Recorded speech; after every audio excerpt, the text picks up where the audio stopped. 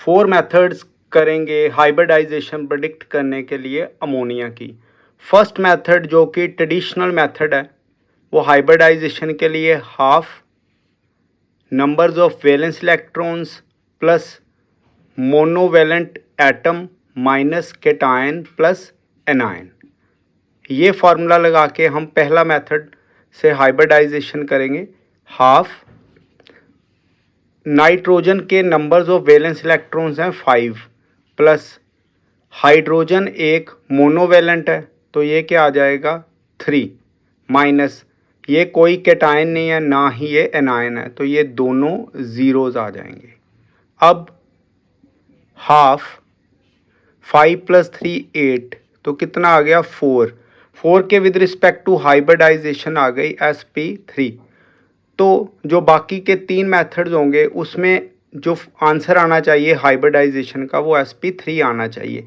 तो पहला मेथड जो हमने देखा है वो रेगुलर फार्मूला से हमने ये निकाला है half numbers of valence electrons monovalent atom minus cation plus anion.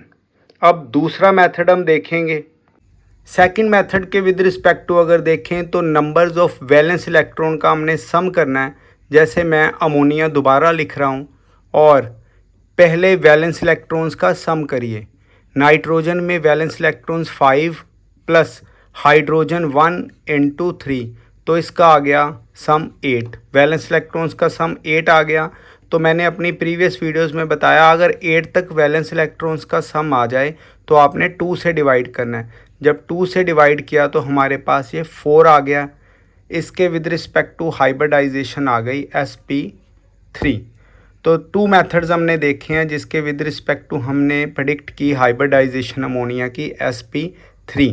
अब हम थर्ड मेथड जो यहाँ पे sp3 देखेंगे उसके अकॉर्डिंग आता है कि नहीं। तो चलिए थर्ड मेथड अब देखते हैं।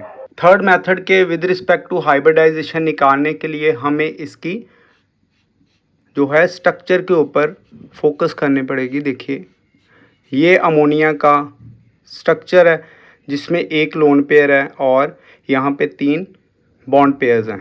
तो क्या करेंगे लोन पेयर और बॉन्ड पेयर्स जितनी आएंगी उनका हमने सम करना है। इसमें लोन पेयर कितनी है lone pair plus bond pair.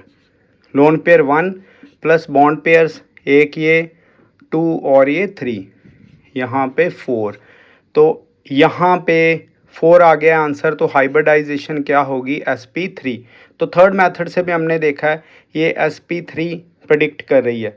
अब हम फोर्थ मेथड से हाइब्रिडाइजेशन प्रेडिक्ट करेंगे अमोनिया की। ज़रूरी नहीं है कि अगर आप सिर्फ अमोनिया की ही इससे कैलकुलेट कर पाएँ, कोई भी कंपाउंड है उसकी आप जो है हाइब्रिडाइजेशन कर सकते हैं चारों मेथड से।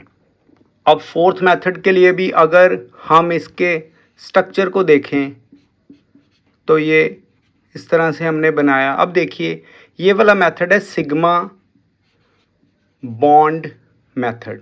सिग्मा बॉन्ड मेथड कैसे, जितनी सिग्मा बॉन्ड्स आएंगे उसको आप प्लस कर लीजिए।